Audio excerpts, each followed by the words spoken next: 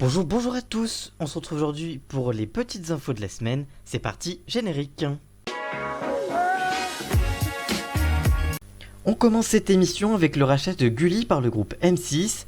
Après l'autorité de la concurrence, c'est le CSA, Conseil supérieur de l'audiovisuel, qui a validé le rachat de l'ensemble du pôle télévision du groupe Lagardère par le groupe M6. Le groupe dirigé par Nicolas de Taverneau a déboursé la somme de 215 millions d'euros. Avec cet achat, le groupe achète notamment Gulli, l'une des rares chaînes rentables de la TNT, et qui est la chaîne leader sur les 4-10 ans, avec une moyenne à 16,3% en 2018. Le pôle télévision de Lagardère contient également les chaînes payantes MCM, MCM Top, L-Girl, RFM TV. Ce dernier a généré un chiffre d'affaires de 99 millions d'euros en 2018. Enfin, les chaînes Mezzo ne sont pas concernées par ce rachat. Cette semaine, dans un tweet, l'ONG maritime Sea Shepherd a dénoncé la vente d'espèces menacées en France, notamment dans le Intermarché d'Argelès dans les Pyrénées-Orientales, qui commercialisait du requin-renard en tranches, une pratique légale et réglementée, mais jugée immorale par certains. Pour le prouver, l'organisme a posté une photo montrant des tranches de requin-renard qui auraient été prises ce jeudi 25 juillet 2019, tout en soulignant la promotion appliquée aux produits par l'enseigne. Dans les faits, le requin-renard est une espèce menacée, puisqu'il est classé depuis 2007 comme une espèce vulnérable sur la liste rouge de l'Union internationale pour la conservation de la nature.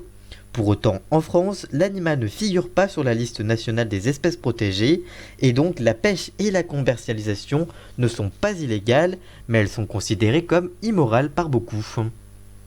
Depuis sa naissance, le petit Archie est bien caché. Il n'a pas fait beaucoup d'apparitions publiques, on l'a vu lors de sa présentation à la presse en mai dernier, sur les photos du baptême ou encore lors d'un match de polo caritatif où Harry et William s'affrontaient, mais pas beaucoup plus. Mais ces derniers jours, certains invités ont révélé quelques indiscrétions sur le caractère du petit Archie, comme l'anthropologue et ethnologue britannique Jane Goldal dans le Sun. Elle révèle qu'à la fin de leur entrevue, la duchesse de Sussex est arrivée avec le bébé, qu'elle décrit comme très mignon et très gentil.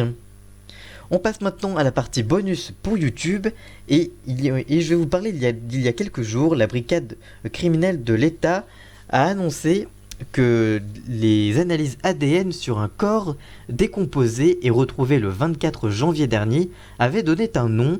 Ce cadavre a été retrouvé en détruisant un ancien supermarché No Frills, un magasin ouvert 24 heures sur 24 au Cannon Bluff, à 2 heures de la capitale de l'État.